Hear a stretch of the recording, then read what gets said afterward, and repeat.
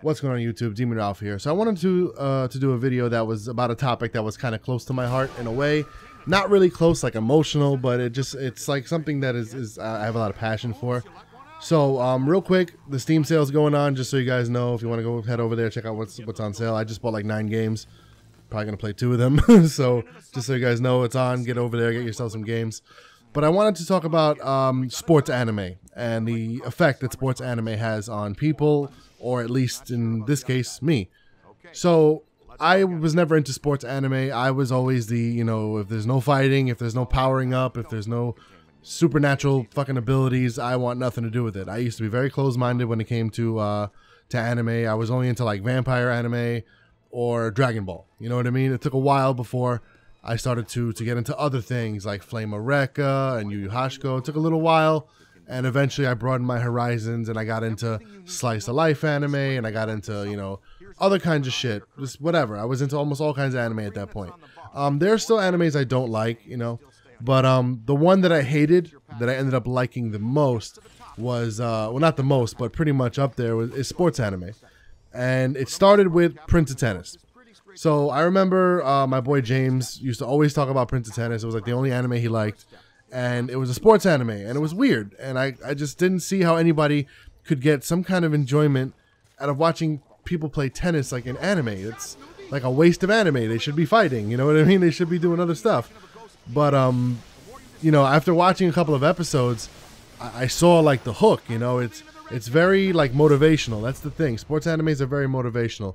So it pulled me in like really early, maybe 10, 15 episodes in. I guess that's not early, but you know, it pulled me in when shit started to go down, and then I just started falling in love with the characters. So all right, now here I am liking tennis, and now I like this character, I like this character, and each character was so unique and different, and it kind of seems like they're all unbeatable in their own way. Like there's no way you can beat this technique in tennis.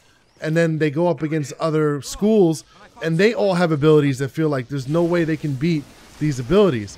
But they're not really like abilities. They're just standard, you know, moves. But the way sports anime is, like the way the anime, I guess, flows, you can actually like write down and get your thoughts out and pretty much, you know, elaborate on each and every single second based on what the player is thinking.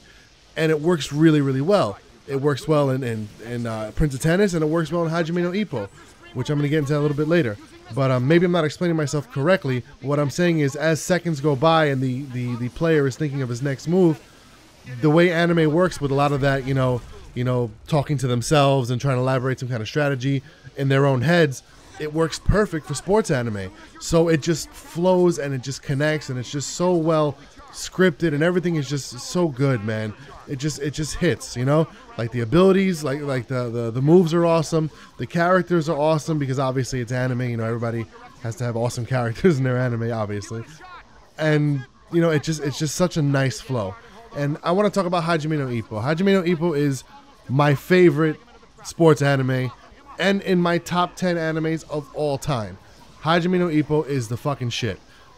Pretty much this anime is about a kid who got bullied a lot in school. He wanted to learn to defend himself because on his way home one day he was getting bullied, and a boxer saved him, and he wanted to learn how to box. He wanted to grow and be able to protect himself. So the boxer puts him up to a little challenge and tells him if he can do this, they'll train him. So he spends all night doing it, and he ends up passing out in the middle of the night after he succeeded, and he wakes up in the morning and he's still in the training grounds. And the kid ends up going on to being the champion of Japan. And honestly, the fighting is not only some of the best fighting in any anime I've ever seen, but the animation is on point. It's old school looking with like new school speed and drawing techniques, especially the newer stuff. The newer stuff is drawn so well. The humor is really unique in the anime. Now I'm talking about how good the anime is rather than the sports part. But it's just all around such a good anime. But, you know, with boxing, you know, as each, you know, fighter swings, they can determine what their next move is going to be, if they're going to react, if they're going to dodge, block, maybe fake a punch, throw a hook, throw a jab, what's the next move? And because boxing is so structured and broken down like that, where it's simple but it's also complicated, that's why it's called the sweet science, it's like, it's just perfect to be an anime. It is the sport, it is the real life thing that fits anime more perfect than anything else I've ever seen, aside from possibly romance, you know?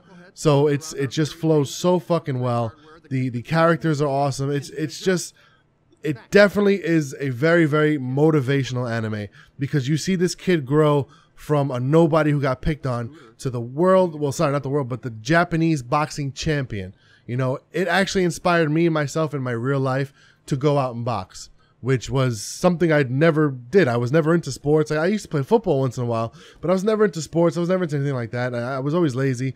I got buff and shit after boxing. You know, I lost all that now in my older age, and I went back to school, and no excuse, but I'm not that guy anymore. But I actually watched this anime. I cleared like maybe 30, 40 episodes, and then I actually went out and started boxing myself. And I took boxing for maybe about 8 months to a year, and I fucking loved it, man. Ippo got me out the house. Ippo got me into a fucking gym. Ippo got me taking up an art. I haven't taken up martial arts since I was a kid. It got me taking up boxing. I made friends during boxing. I met some cool people. You know, I met some rivals. Obviously, it was a good experience, man. I got in really good shape. I got really strong. I got fast. I saw results almost immediately.